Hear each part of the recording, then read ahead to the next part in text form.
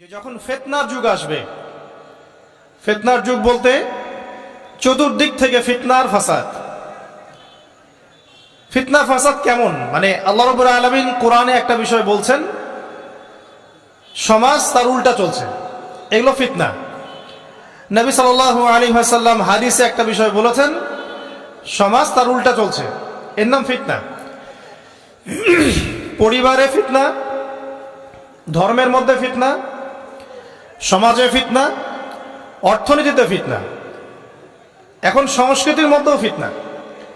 তো এই ফিতনাময় পরিবেশে নবী সাল্লাল্লাহু আলাইহি ওয়াসাল্লাম বলেছেন যে কেউ যদি ঈমান এবং আমলের উপরে, মানে নবী সাল্লাল্লাহু আলাইহি ওয়াসাল্লামের আদর্শের উপরে সবর করতে পারে, টিকে থাকতে পারে, তার জন্য 50 জন শহীদ সাহাবীর নেকি হবে ইনশাআল্লাহ। তো ফিতনাময় পরিবেশে যদি সবর করা যায়, হকের উপর অটল থাকার চেষ্টা করা যায়, ইনশাআল্লাহ আপনি 50 জন শহীদ সাহাবীর নেকি পাবেন ইনশাআল্লাহ। তো প্রত্যেকটা ক্ষেত্রেই আপনি ফিতনা পাবেন। পরিবারের দিকে তাকাবেন, দেখবেন পরিবারের বন্ধনগুলো আগের মতো নাই, প্রচুর ডিভোর্স হচ্ছে, স্বামী স্ত্রীর বিচ্ছেদ প্রচুর বেড়ে গেছে। তারপরে সন্তান সন্ততি আমাদের পরিবারে যারা আছে, দেখবেন এরা বেশিরভাগই দুনিয়াদার হয়ে গেছে, দিনের খুব একটা ফিকির নাই। বেশিরভাগ পরিবারের সদস্য দেখবেন নামাজ কালামের এখন ধার ধারছে না। ম্যাক্সিমাম পরিবার থেকে আস্তে আস্তে পর্দাটা কিন্তু শিথিল হয়ে যাচ্ছে। আপনি ব্যক্তি জীবনের দিকে তাকিয়ে দেখেন, গর্বের সাথে আমরা বলি না যে 90% মুসলিমের বাংলাদেশ, দেখবেন মেজরিটি সংখ্যক মুসলিম 5 ওয়াক্ত নামাজ জামাতে পড়ে না। বেশিরভাগ মুসলিম দেখবেন আল কোরআন বিশুদ্ধ করে তেলাওয়াতও করতে পারে না। তো এরপরেও আমরা দাবি করি যে আমরা প্রকৃত মুসলিম, জান্নাত আমাদের জন্য অপেক্ষা করছে। আসলে বাস্তবতা এমন নয়। যারা কোরআন আমরা টুকটাক পড়তে জানি, তাদের মধ্যে কত পার্সেন্ট কোরআনের অর্থ বোঝে, এই আল্লাহ পাকের কিতাব আমার হাতে আছে, এই কিতাবের অর্থ কতজন বোঝে, এটা একটা চ্যালেঞ্জ। যারা কোরআন পড়তে জানি আমরা, তাদের প্রতি চ্যালেঞ্জ, দেখেন তাদের মধ্যে কত পার্সেন্ট মানুষ কোরআনের অর্থ বলতে পারবে। আর অর্থটা যে জানা জরুরি, এই বিষয়টাও আমরা এখন জনগণকে বোঝাতে ব্যর্থ হচ্ছি। কোরআনের অর্থটা যে বোঝাটা জরুরি, এটা বোঝাতেও ব্যর্থ হচ্ছে। কারণ আমরা সবাই প্রত্যেক হরফে 10 নেকি পেতে চাই। কোরআন তেলাওয়াত করলে প্রত্যেক হরফে 10 নেকি হবে, এই তো। তো এই কনসেপ্ট যখন আমার মাথায় ঢুকে গেছে, আমি ওখানে নিজেকে থামিয়ে দিয়েছি। অর্থ বুঝে গবেষণা করলে এবং কোরআন কেন্দ্রিক জীবন ব্যবস্থা গড়লে যে আরো বেশি নেকি হয়, এটা আমার মাথায় নাই। প্রত্যেক হরফে 10 নেকি তো আপনি পাবেন তেলাওয়াত করলে, কিন্তু অর্থ বুঝে এর ভিতরে ঢুকলে, গবেষণা করলে এর মূল স্বাদটা পাওয়া যায়, এটা আমরা বুঝতে পারছি না। দেখবেন বেশিরভাগ মানুষ কোরআনের অর্থটা জানে না। আবার আমরা যারা টুকটাক ভাঙাচুরা অর্থ জানি, তারা আবার দেখবেন কোরআনের সমস্ত আদেশ মেনে চলতে পারছি না এবং কোরআনের সমস্ত নিষেধও বর্জন করতে পারছি না। সমস্যা কিন্তু এখানেও থেকে গেছে। আবার কোরআনের ব্যাখ্যায় আছে হাদিস। তো এই হাদিসকে কেন্দ্র করে কোনো বিভ্রান্তির সুযোগ ছিল না, কিন্তু এখানেও আমরা বিভিন্ন জাল এবং মানে বানোয়াট হাদিসের উপর আমলও শুরু করেছি। হাদিসের নামে এমন অনেক কিছুই চলছে সমাজে, যেগুলোর সাথে হাদিসের কোনো সম্পর্ক নাই। আমি বলতে চাচ্ছি যে হাদিসের নামে আবার সমাজে এমন অনেক আমল চালু আছে, যেগুলোর সাথে আবার হাদিসের কোনো সম্পর্ক নাই। তো দেখুন, ধর্মের মধ্যেও সমস্যা থেকে গেছে। আবার আমরা সবাই মুসলিম, আমাদের সবার ইউনাইটেড থাকার কথা। মুসলিম একটা জাতি, তাদের আল্লাহ একজন, রাসূল একজন, কেবলা এক, তাদের সবার মধ্যে একটা ইউনিটির কথা ছিল। কিন্তু আমরা ধর্মতাত্ত্বিকভাবে এবং পলিটিক্যালি আমরা বিভিন্ন দলে বিভক্ত এবং আপোষের মধ্যে মিল মহব্বত কম। বাইরে হয়তো আমরা বলি যে আমি একজন ধর্মতাত্ত্বিক দলের সদস্য, সে আরেকটা ধর্মতাত্ত্বিক সংগঠনের সদস্য, সে আরেকটা মানহাজ ফলো করে, সে আরেক জামায়াতের, সে আরেক তরিকার ইত্যাদি। আমরা সবাই এক, যদি আমরা বাইরেই কথাটা বলি, কিন্তু অন্তর থেকে কিন্তু আমাদের এই বিষয়টা আসছে না। যদি আসতো, তাহলে উম্মার আজকে এই অবস্থা হতো না। তো দেখুন, ধর্মকেন্দ্রিক অনেক প্রবলেম থেকে গেছে এখনো। আবার আল্লাহ রাসূল সাল্লাল্লাহু আলাইহি ওয়াসাল্লাম হাদিসের মধ্যে এবং আল্লাহ পাক কোরআনের মধ্যে ধর্ম নিয়ে বাড়াবাড়ি করতে নিষেধ করেছেন। ধর্ম নিয়ে বাড়াবাড়ি করো না, তোমরা নিজেদের ধর্ম পালন করো। তা আমরা নিজের ধর্ম যতটা না পালন করি, অন্যের ধর্মের দিকে আঙ্গুলটা তার চেয়ে বেশি তুলি। আমরা আগে নিজের রিলিজিয়নটাকে ঠিক মতো পালন করি, দেখবেন সমাজ ঠিকই পরিবর্তন হয়ে গেছে ইনশাআল্লাহ। তো আমি একটা ধর্ম পালন করি বলে অন্য ধর্মের মানুষের প্রতি বিদ্বেষ পোষণ করতে হবে বা তাদের উপর ঘৃণার মনোভাব প্রকাশ করতে হবে, এটা আল্লাহ পাক শেখান নাই, তার রাসূল শেখান নাই। আল্লাহ এবং তার রাসূল কি শিখিয়েছেন? ইসলামের সত্য বিষয়টাকে আপনি সবার সামনে উপস্থাপন করবেন, যার ইচ্ছা হবে সে কবুল করবে, যার ইচ্ছা হবে সে অস্বীকার করবে। যার যার কবরে শেষে যাবে, যার যার হিসেব শেষে দিবে। চাপিয়ে দেওয়ার সিস্টেমটা ইসলামের মধ্যে নাই। এখন আসেন, পরিবারের আপনাকে ফিতনা কিছু বললাম। অর্থনীতির জীবনে যাবেন, ব্যবসা বাণিজ্যের মধ্যে যান, দেখেন বেশিরভাগ কালোবাজারি করছে, সিন্ডিকেট করছে, মজুদদার মাপে কম দিচ্ছে, জনগণকে ঠকাচ্ছে, করছে না? এগুলো পলিটিক্যাল ফিতনা, এগুলো ইকোনমিক্যাল ফিতনা। তারপরে আপনি আরো দেখবেন ইকোনমিক সেক্টরে রিবা ভর্তি, সুদ। রিবা মানে কি? সুদ, রিবা দিয়ে ভর্তি। ঘুষ ছাড়া কাজ হচ্ছে না, ঠিক আছে? অন্যের সম্পদ আত্মসাৎ না করলে আমাদের পেটের ভাত হজম হচ্ছে না।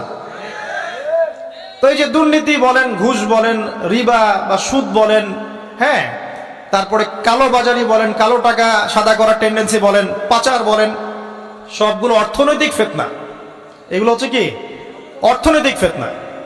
আর বিশ্বের ফিতনা তো পরে, ওটা তো বলার অপেক্ষা রাখে না। মানে বিশ্বের সবচেয়ে বড় ফিতনা ছিল দ্বিতীয় বিশ্বযুদ্ধ। তার আগে একটা হয়েছে প্রথম বিশ্বযুদ্ধ, যেখানে প্রায় কয়েক কোটি মানুষ মারা গেছে। আর সেকেন্ড ওয়ার্ল্ড ওয়ারে আরো বেশি মানুষ মারা গেছে। তো এখন বিশ্বকে ঠেলে দেওয়া হচ্ছে একটা থার্ড ওয়ার্ল্ড ওয়ারের দিকে। মানে যে কোনো সময় একটা তৃতীয় বিশ্বযুদ্ধের আশঙ্কা করছেন এখনকার যারা মিলিটারি অ্যাফেয়ার্স নিয়ে পড়াশোনা করেন, ওয়ার্ল্ড অ্যাফেয়ার্স নিয়ে পড়াশোনা করেন, তারা এগুলো বলতে পারবেন ভালো। তো বিশ্বকে একটা খাদ্য মন্দার দিকে ঠেলে দেওয়া হচ্ছে, বিশ্বকে একটা দুর্ভিক্ষের দিকে ঠেলে দেওয়া হচ্ছে। এবং মহামারীর মধ্য দিয়ে অলরেডি কিন্তু আমাদের বিভিন্ন দেশের ইকোনমিক অবস্থা ভালো না, তার উপরে খাদ্য সংকট, তার উপরে যে বৈশ্বিক যুদ্ধগুলো, আমদানি রপ্তানি বন্ধ হয়ে যাচ্ছে, তেল গ্যাসের দাম বেড়ে যাচ্ছে, জনগণ হাহাকার করছে। এই পলিটিক্যাল গ্লোবাল অ্যাফেয়ার্সের ফিতনা এগুলা। তা আপনাকে এই জন্যই প্রথমে আমি একটা কথা বললাম যে ফিতনাময় একটা পরিবেশে একজন মুমিন যার অন্তর্দৃষ্টি আছে, যে কোরআন এবং সুন্নাহ দিয়ে এই বিশ্বের এই রহস্যগুলো উদ্ঘাটন করতে পারে, সে ভালো থাকতে পারে না।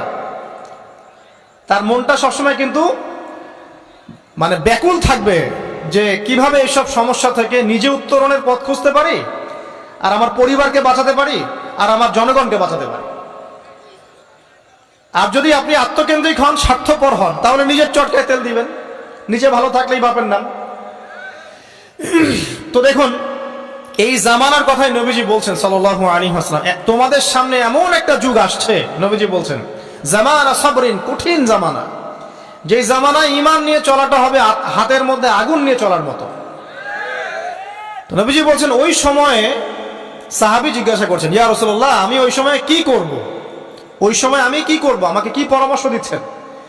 নবী সাল্লাল্লাহু আলাইহি ওয়াসাল্লাম বলছেন, হে আমর ইবনে আস, তুমি ওই সময় বাড়িতে অবস্থান করো, বাসায় থাকো, বিনা প্রয়োজনে বাড়ির বাইরে এসো না। ওই সময় তুমি নিজের পাপের জন্য আল্লাহর কাছে ক্রন্দন করতে থাকো, বিনা প্রয়োজনে বাড়ির থেকে বের হয়েও না। আর মানুষের সাথে এত বেশি মেলামেশা করো না, নিজে তোমার আমল, তোমার গুনাহ নিয়ে ব্যস্ত থাকো, তোমার পাপের জন্য আল্লাহর কাছে কান্নাকাটি করো, ইনশাল্লাহ তুমি নাজাত পেয়ে যাবে। এটা একটা অপশন, মানে ফিতনাময় পরিবেশে আপনি কিভাবে বাঁচবেন, এটা একটা অপশন। আর একটা হাদিসে গিয়ে নবী সাল্লাল্লাহু আলাইহি ওয়াসাল্লাম বলছেন যে যখন এমন ফিতনাময় পরিবেশ আসবে, তখন যদি তোমরা এই আমর বিল মারুফ নাহি আনিল মুনকার, সৎ কাজের আদেশ, অসৎ কাজের নিষেধ, আমার সুন্নতের উপর অটল থাকতে পারো, তাহলে তোমরা 50 জন শহীদের নেকি পাবে। সাহাবায়ে কেরাম বলছেন, ইয়া রাসূলুল্লাহ, আমিনহুম আও মিন্না, তাদের মধ্যে 50 জন নাকি আমাদের মধ্যে 50 জন শহীদ? নবী করিম সাল্লাল্লাহু আলাইহি ওয়াসাল্লাম বলছেন বাল মিনকুম, বরং তোমাদের মধ্যে 50 জন শহীদ। এটা অপশন নাম্বার 2। এক কি বললাম, আপনি নিজেকে নিয়ে ব্যস্ত থাকেন, বাসায় থাকেন, বিনা প্রয়োজনে বাড়ির থেকে বের হবেন না, মানুষের সাথে কম মেলামেশা করেন এবং নিজের পাপের জন্য আল্লাহর কাছে কান্নাকাটি করেন, নিজের আমল নামা নিয়ে ব্যস্ত থাকেন, ইনশাআল্লাহ নাজাত পাবেন। 2 নাম্বার, যদি আপনার কাছে আরো বেশি যোগ্যতা থাকে এবং আপনি আরো বেশি সাহসী হন এবং আপনি উম্মার, দেশের জনগণের কল্যাণ কামনা করেন, তাহলে অন্যদেরকেও এই ফিতনাময় পরিবেশে টিকে থাকার ফর্মুলা বলে দেন। এখানে সবর করেন, আমর বিল মারুফ নাহি আনিল মুনকারের কাজ করেন, আল্লাহ পাক আপনাকে ইনশাআল্লাহ 50 জন শহীদ সাহাবী নেকি দিবেন। আরো অপশন আছে। কি অপশন? ওই যে আসহাবুল কাহফ কি করেছিল, একটা ফিতনাময় পরিবেশ থেকে নিজেরা আস্তে করে সরে গিয়েছে। যখন আপনি পরিবেশকে পরিবর্তন করতে আর পারছেন না, দাওয়াত দিয়েও কোনো কাজ হচ্ছে না, মানুষ কথাও শুনছে না, জুলুম নির্যাতন বাড়তেই আছে, টিকে থাকা মুশকিল, তখন তাদের হিসেবের দায়িত্ব আল্লাহর উপর ছেড়ে দেন, আপনি ওখান থেকে ডিসকানেক্টেড হয়ে যান। এটা একটা অপশন। এই অপশন বেছে নিয়েছিল ইব্রাহিম আলাইহিস সালাম, তার বাবাকে বুঝিয়েছেন, কাজ হয়নি, চলে গেছেন। এই অপশন বেছে নিয়েছিল আসহাবুল কাহফ, সবাইকে বোঝাচ্ছে, কাজ হচ্ছে না, তার রাস্তায় করে চলে গিয়ে গুহার মধ্যে রাত কাটানো শুরু করেছে। এমনও হাদিস পড়েছি আমি যে ফিতনাময় পরিবেশে সবচেয়ে সৌভাগ্যবান হবে ওই শ্রেণীর মানুষ যারা দেখা যাবে যে পাহাড়ি কোনো এলাকায় বা দূরবর্তী কোনো জায়গায় বসবাস করছে, যেখানে বৃষ্টিপাত হয়, গরু, ছাগল, মেষ, বকরি এগুলো নিয়ে ওখানে চড়ায়, যখন আজানের সময় হয়, নামাজের ওয়াক্ত হয়, আজান দেয়, নামাজ পড়ে, দুনিয়ার ফিতনা থেকে এরা দূরে আছে, এরা সফল। এমনও হাদিস আছে। তো হয়তো আপনার কাছে মনে হচ্ছে না এখন ওই যুগ আসে নাই, কিন্তু আমি আপনাকে বলে দেই যে কোরআন এবং সুন্নাহর চোখ দিয়ে যদি আপনি দেখতে শেখেন এবং বর্তমান বিশ্বের প্রেক্ষাপটটা অ্যানালাইসিস করার যোগ্যতা আপনি অর্জন করেন কোরআন সুন্নাহর চোখ দিয়ে, আপনি বুঝতে পারবেন সেই সময় অনেক আগেই চলে এসেছিল। এখন ফিতনা এবং ফাসাদময় এই পরিবেশে আমরা কি করতে পারি, ছোট স্কেলে, বড় স্কেলে না, ছোট স্কেলে। আমি আজকে বড় বিষয় নিয়ে কথা বলতে আসি না, কারণ আমি চিন্তা করলাম যে আসলে প্রথমে যদি ব্যক্তিকেন্দ্রিক বিষয়টা ঠিক না হয়, বড় বিষয় আলোচনা করে কোনো লাভ নাই। আগে ব্যক্তি যদি ঠিক না হয়, বড় বিষয় আলোচনা করে আসলে কোনো লাভ নাই, আপনারা বুঝবেনও না, মাথার উপর দিয়ে চলে যাবে। এখন গ্লোবাল অ্যাফেয়ার্স নিয়ে কথা বলে খুব একটা ফায়দা নাই আপনাদের। এখন ইকোনমিক পুরো এই সুদভিত্তিক সিস্টেম আপনি চেঞ্জ করতে পারবেন না, এবং পুরো যে তাগুতি ব্যবস্থা আপনি চেঞ্জ করতে পারবেন না। আপনি কি করতে পারবেন? আপনি নিজেকে পরিবর্তন করতে পারবেন, আপনার পরিবারকে পরিবর্তন করতে পারবেন। এতটুকু আপনার পক্ষে এখন পর্যন্ত সহজ, ঠিক না? ঠিক কথা। এটা আপনি এখন করতে পারবেন। তো এটার ফর্মুলা কি? ফর্মুলা ঘাটতে গিয়ে আল্লাহ পাক আমার মাথার মধ্যে একটা হাদিস নিয়ে এসে দিলেন, কারণ আমি বিশ্বাস করি যে আপনারা বলছেন মৌলানা, আল্লামা, আমি আসলে এমন কিছু নই, এই কথাগুলো আসলে আমার সাথে যায় না। আমি নিতান্তই একজন ছোট মানুষ এবং তালেবে ইলম, জ্ঞানের পথের পথযাত্রী, আর আমি তালেবে ইলম হয়ে থাকতে চাই। আমি মুফতি হই, আমি মুহাদ্দিস, মুফাসসির বা এই যে শব্দগুলো আপনারা বলছেন, এমন কিছুই নয়। আসলে কিয়ামতের মাঠে আমি জান্নাতে যেতে পারবো কিনা আমি নিজেই জানি না। যখন কোনো মানুষ নিজেকে অনেক বড় মনে করা শুরু করবে, বুঝে নেবেন সে ইবলিসের আনুগত্য করা শুরু করেছে আর কি। কারণ ইবলিস বলেছিল আবা ওয়াস্তাকবারা, আমি খলাকতানি মিন নার ওয়া খলাকতাহু মিন তিন, আমাকে সৃষ্টি করেছেন আগুন দিয়ে, আদমকে সৃষ্টি করেছেন মাটি দিয়ে, আমি কেন আদমকে সিজদা করতে যাব? তো এটা ইবলিসের চরিত্র, আবা ওয়াস্তাকবার, সে উদ্ধত হয় এবং অহংকার প্রদর্শন করে। তো আমি মনে করি যে আমি কিছু বলি না, আল্লাহ রাব্বুল আলামিন আমাকে বলার তৌফিক দেন মাত্র, আলহামদুলিল্লাহ। তা আমার মাথায় একটা হাদিস আসছে, সকাল থেকে ঘুরছে। সেটা হচ্ছে, দেখুন, বারা ইবনে আযিব রাদিয়াল্লাহু আনহু থেকে বর্ণিত হাদিসটা আসছে এবং হাদিসটা বিশুদ্ধ। এখান থেকে আমি মূল আলোচনা যাচ্ছি যে একদিন আনসার মানুষদের মধ্যে, আনসার কারা? আমাদের আনসার বাহিনী। আনসার কারা? যারা মুহাজির সাহাবীদেরকে আশ্রয় দিয়েছিল মদিনায়, তাদেরকে কি বলা হয়? আনসার। তাহলে শব্দটা সুন্দর না? তাহলে আমাদের বাহিনীর নামটাও সুন্দর, মাশাআল্লাহ। তো আনসার সাহাবীদের মধ্যে একজন ইন্তেকাল করেছেন, ইন্না লিল্লাহি ওয়া ইন্না ইলাইহি রাজিউন। এখন তাকে দাফন করা হচ্ছে, আর নবী সাল্লাল্লাহু আলাইহি ওয়াসাল্লাম কবরের পাশে চুপ করে বসে পড়লেন। তার বসা দেখা দেখি বাকি সাহাবীরাও তাকে ঘিরে গোল করে বসে পড়লেন। তারা বলছেন, আমরা এমন ভাবে এখানে বসেছিলাম যেন আমাদের মাথার উপরে পাখি এসে বসতে পারে, চুপচাপ, কোনো নড়াচড়া নাই। দেখেন রাসূলের সাথে বসার সুন্নত, দেখেন কোরআন এবং হাদিসের মাহফিলে বসার কিন্তু সুন্নত আছে। এখানে বসে দুনিয়াবি এত গল্পগুজব করা যাবে না, এই মোবাইল টোবাইল হাবিজাবি নিয়ে এত ব্যস্ত থাকা যাবে না, দিলের কান দিয়ে শুনতে হবে, ঠিক আছে? আদব আছে, না হলে কথা আপনার উপর তাসির করবে না। তারা এমন ভাবে বসেছিলেন যেন মাথার উপরে পাখি বসতে পারে, সুবহানাল্লাহ। এবার নবী করিম সাল্লাল্লাহু আলাইহি ওয়াসাল্লাম বলছেন যে যখন মাইয়েতকে কবরে শোয়ানো হয় তখন সে তাকে দাফন করে যাওয়া ব্যক্তিদের হাঁটার খসখস আওয়াজ শুনতে পায়। এরপরে তাকে যখন শুইয়ে দেওয়া হয়, সে যদি মুমিন ব্যক্তি হয় তাহলে তার মাথার দিকে তার সালাত এসে দাঁড়িয়ে যায়। দুনিয়াতে আপনি যে নামাজগুলো পড়েছেন, আমি যে নামাজগুলো পড়ছি, এগুলো মাথার দিকে দাঁড়িয়ে যায়। ডান দিকে চলে আসে তার সওম, সওম মানে কি? রোজা। বাম দিকে চলে আসে যাকাত, যাকাত মানে কি? যাকাতের সাথে তো আমরা পরিচিত নই। আমরা ওই যে রাস্তাঘাটে যে দান খয়রাতগুলো উঠানো হয় এগুলোর সাথে খুব পরিচিত, তাই না? কত টাকা কত পয়সা, কি কি গান করে আর টাকা কালেকশন করে না? অনেক সময় দেখা যায় রাস্তায় যাচ্ছি আমরা গাড়ি নিয়ে, পারলে গাড়ির সামনে এসে হুমড়ি খেয়ে পড়বে টাকা নেওয়ার জন্য। এইভাবে টাকা কালেকশন করতে কে শিখিয়েছে ইসলামে? আর আমরা অনেক সময় ছোট ছোট বাচ্চাদেরকে দিয়ে, মাদ্রাসার ছোট ছোট বাচ্চাদেরকে দিয়ে টাকা কালেকশন করাই। এটা ঠিক না। কেন ঠিক না জানেন? ছোটবেলা থেকেই ওর ব্যক্তিত্ব নষ্ট হচ্ছে।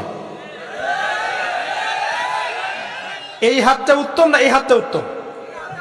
উপরের হাত উত্তম, নিচের হাত উত্তম? তো ছোটবেলা থেকে সে নিচের হাতে অভ্যস্ত হচ্ছে। দেখেন, এত টাকা পয়সা কালেকশন করে আমাকে আর একটা স্বতন্ত্র মসজিদ করতেই হবে জরুরি? খুবই জরুরি ছিল। মানুষের কাছে হাত চেয়ে, হাত পেতে রাস্তাঘাটে এরকম করে গাড়ি থামিয়ে, তারপরে কি বলবো, সুর করে গান গেয়ে এত টাকা পয়সা কালেকশন করতেই হবে? মসজিদটা আমাকে টাইলস ফিটিং করতেই হবে? এসি মসজিদ করতেই হবে?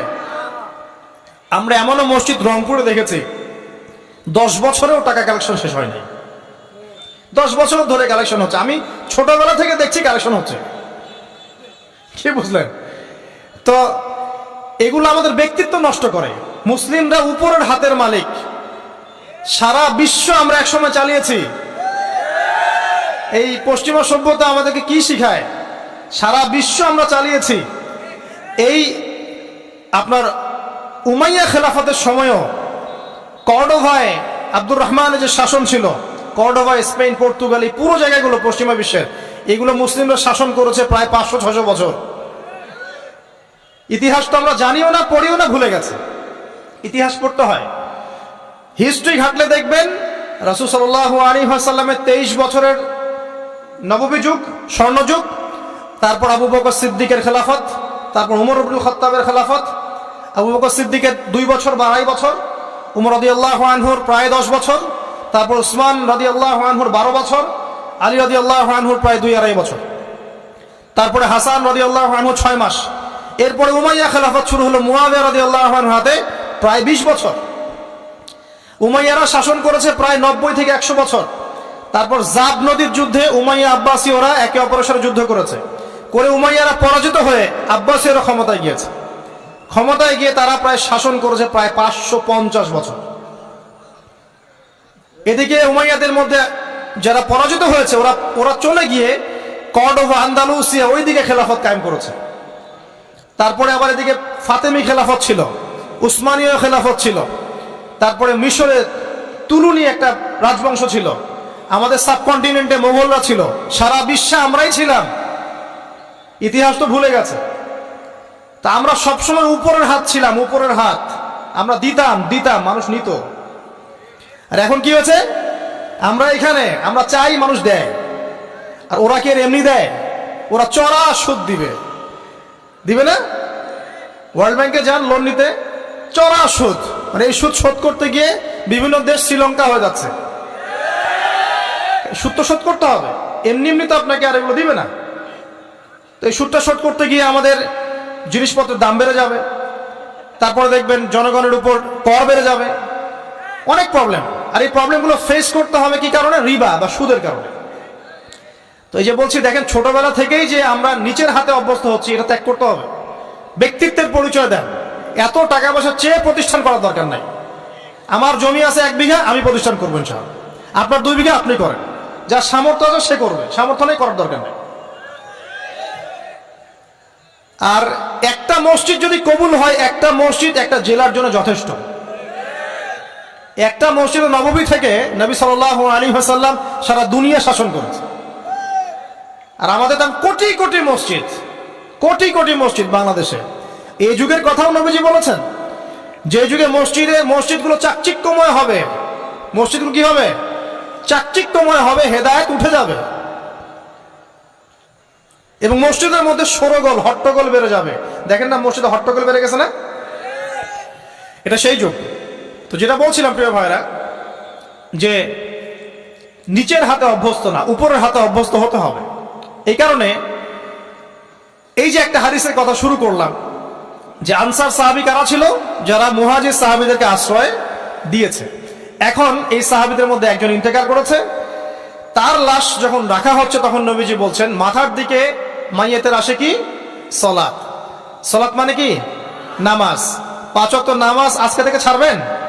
ওয়াদা করেন আজকে থেকে 5 ওয়াক্ত নামাজ ছাড়বো না ইনশাআল্লাহ। একটা হাদিস খালি বলি, মান তারাকা সালাতান মুতাআম্মিদান ফাকাদ কাফারা, মান তারাকা সালাতান মুতাআম্মিদান ফাকাদ কাফারা। আবার শুনেন, قال رسول الله صلى الله عليه وسلم من ترك صلاة متعمدا فقد كفر। আর মুয়াজ বিন জাবাল রাদিয়াল্লাহু আনহু কে নবীজি বলেছেন, মান তারাকা সালাতা মুতাআম্মিদান ফাকাদ বারিয়াত মিন জিম্মাতিল্লাহ। যে ব্যক্তি নিজের উপর ফরজ নামাজ ছেড়ে দিল, সে কুফরি করলো, সে কুফরি করলো, সে কুফরি করলো। মুয়াজ বিন জাবালকে নবী সাল্লাল্লাহু আলাইহি ওয়াসাল্লাম বলছেন, যে ব্যক্তি ফরজ নামাজ ইচ্ছা করে ছেড়ে দিল, সে ব্যক্তি আল্লাহর জিম্মা থেকে মুক্ত হয়ে গেল। নামাজ ছাড়বেন প্রিয় ভাই জামাতের সাথে ইনশাআল্লাহ। আল্লাহ আমাকে তৌফিক দেখ, আপনাদের সবাইকে তৌফিক দান করুন, আমিন। জামাত যদি না পান একা পড়ে নেবেন, ঠিক আছে? যদি ঘুমিয়ে থাকেন ঘুম থেকে উঠে পড়বেন, ভুলে গেছেন যখন মনে হবে তখন পড়বেন। ওযু করার পানি নাই, কি করবেন? তায়াম্মুম করবেন। তায়াম্মুমেরও কিছু নাই, আপনার কোনো কাপড়ই নাই, সতর ঢাকার কোনো কাপড়ই নাই, কি করবেন? বসে বসে নামাজ পড়বেন ওই অবস্থাতে।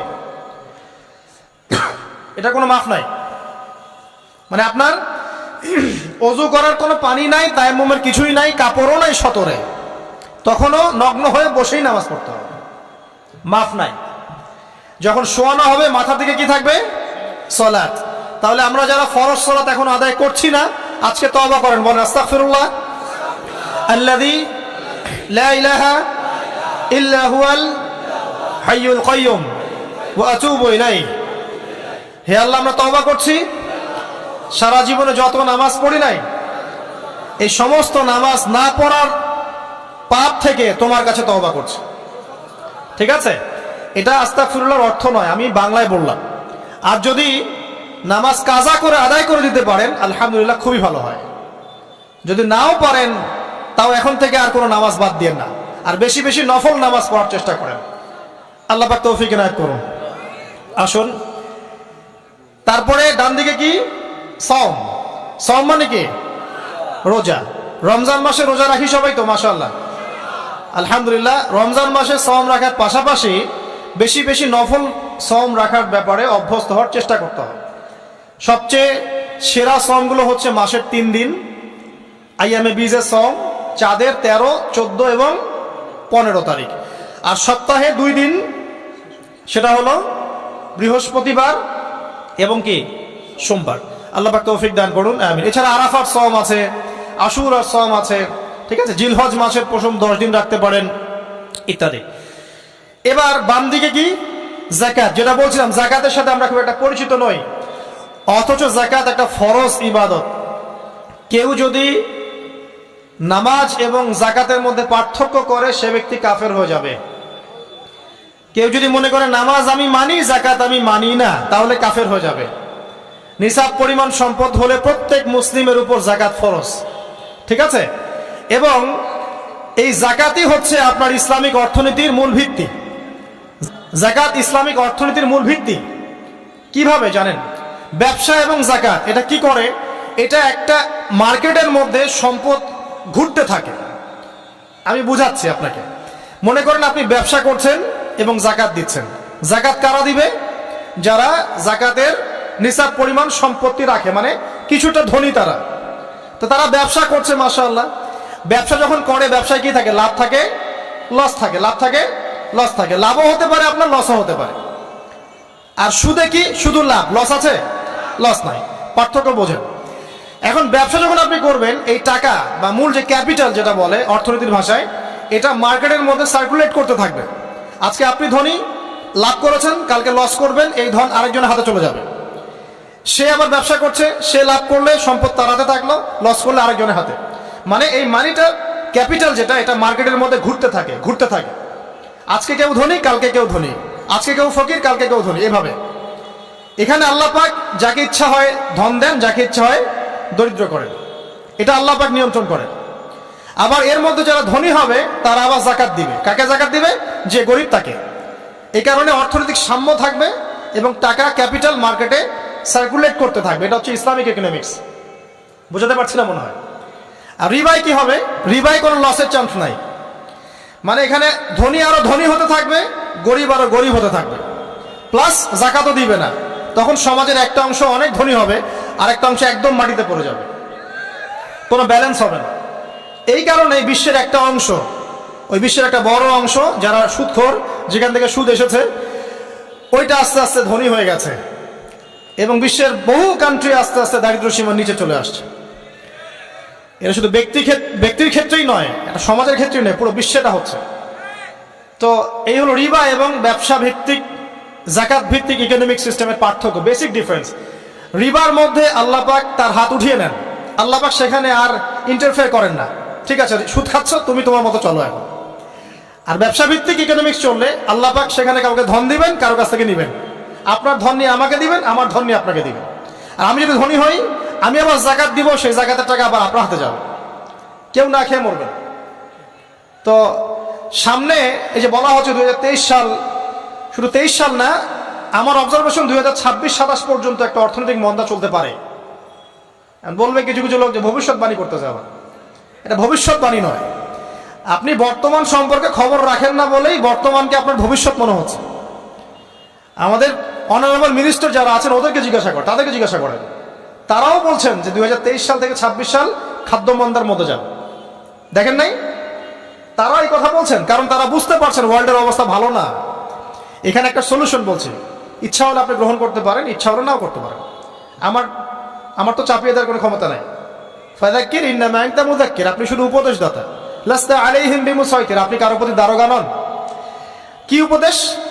এই যে জাকাত, যেটা জাকাত, আমাদের জাকাত যেটা আসে, এটাকে একটু বড় পরিসরে কালেক্ট করার চেষ্টা করতে হবে।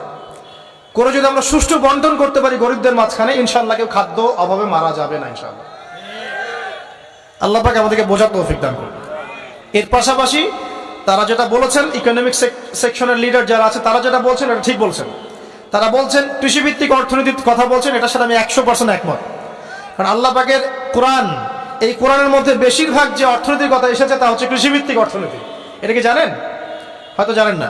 কোরআনে যত ইকোনমিক সিস্টেমের কথা আসছে তার মধ্যে সবচেয়ে বেশি এসেছে কৃষিভিত্তিক অর্থনীতির কথা, তারপর ব্যবসা এবং জাকাত।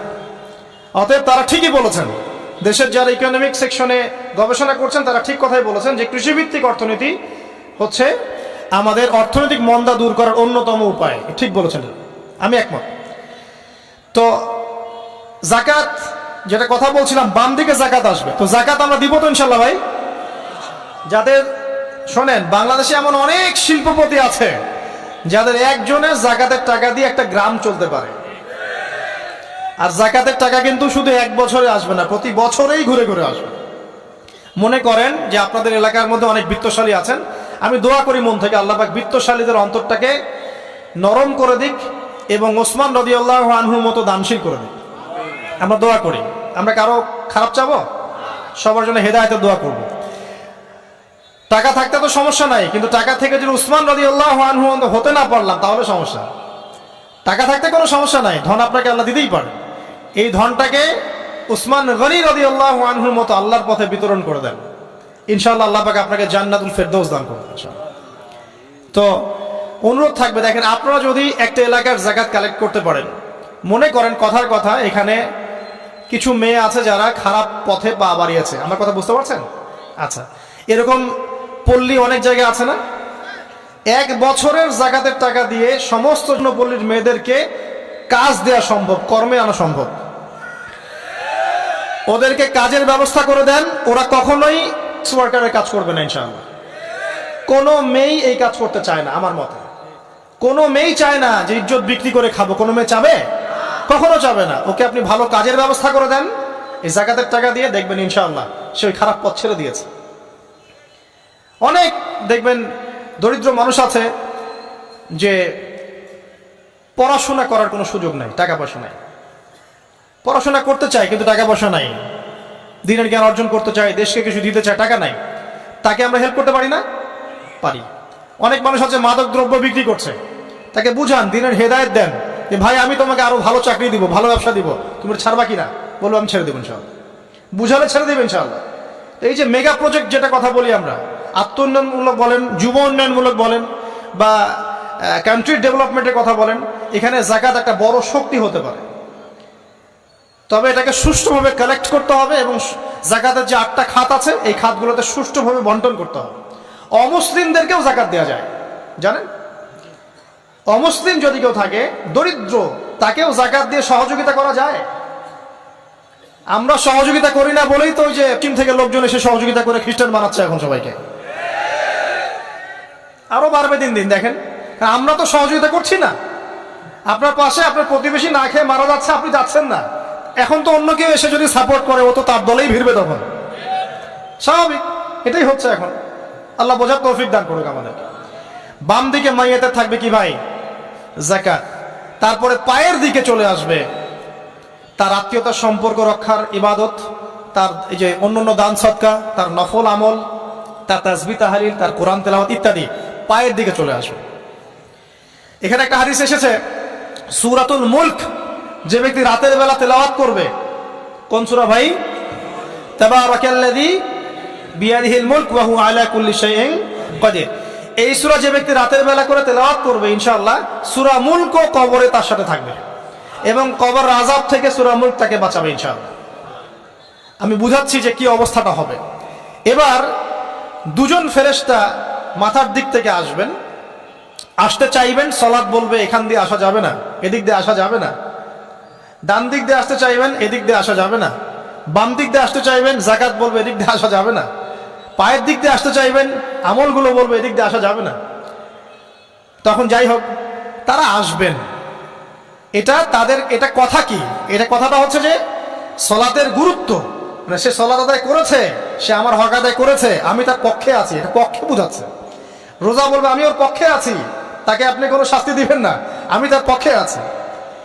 আপনারা দুজন তাকে শাস্তি দিবেন না, আমি যাকাত তার পক্ষে আছি, এটা পক্ষে থাকার কথা। তারপরেও তারা আসবেন, চোখগুলো হবে নীল এবং কালো বর্ণ, নীলাপ চোখের কালো। মুনকার নাকি? উঠে বসিয়ে দেওয়া হবে। এবার 3টা প্রশ্ন। প্রথমে প্রশ্ন হচ্ছে কি? মান রব্ব, তোমার রবকে? তখন মুমিন বান্দা বুক ফুলিয়ে বলবে রব্বি আল্লাহ, আমার রবকে আল্লাহ। পৃথিবীতে যে ব্যক্তি আল্লাহর সাথে শিরিক করে নাই, আল্লাহ তাওহীদের উপর থেকেছে এবং তার উপরে মৃত্যুবরণ করেছে, ইনশাআল্লাহ সে ব্যক্তি এর উত্তর নির্দ্বিধায় দিতে পারবে ইনশাআল্লাহ। আর দুনিয়াতে যে বা যারাই আল্লাহর সাথে শিরিক করবে, আল্লাহর সাথে শিরকের পাবে লিপ্ত হবে, ওই অবস্থায় মারা যাবে, তাওহীদের উপর থাকবে না, কোশ্চিন কালেও মান রব্বুক উত্তর দিতে পারবে না। তারপর প্রশ্ন হয়ে যাবে মা দীনুক, তোমার দিন কি ছিল? মুমিন বান্দা উত্তর দিবে কি? দীন ইয়াল ইসলাম, আমার দিন ছিল ইসলাম। এখানে শুনে রাখেন, পৃথিবীতে যারা ইসলামকে পরিপূর্ণ রূপে পালন করবে তারাই এই উত্তর দিতে পারবে ইনশাআল্লাহ। যারা ইসলামকে ঠাট্টা বিদ্রুপের হাসি তামাশার পাত্র বানিয়েছে, মন চাইলে কিছু করি, মন চাইলে কিছু করি না, সহজগুলো একটু আমল করি, বাকি কিছুর আমল ধারি না, হ্যাঁ, নামাজ পড়ি, সুদ ছাড়তে পারি না, ঠিক আছে, বছর বছর ওমরা করি, এদিকে ঘুষ দুর্নীতি ছাড়তে পারি না, ইসলামকে ঠাট্টা তামাশার পাত্র বানিয়েছে, এরা কোশ্চিনকালে উত্তর দিতে পারবে না মা দিনুক, দিনে পরিপূর্ণরূপে ইসলামে প্রবেশ করতে বলেছেন আল্লাহ রাব্বুল আলামিন। যারা পরিপূর্ণরূপে ইসলামে প্রবেশ করবে এবং ইসলামের প্রতিটা মৌলিক বিধান মেনে চলবে, ইনশাআল্লাহ তারা এর উত্তর দিতে পারবে। এরপরে আসবে তৃতীয় প্রশ্ন।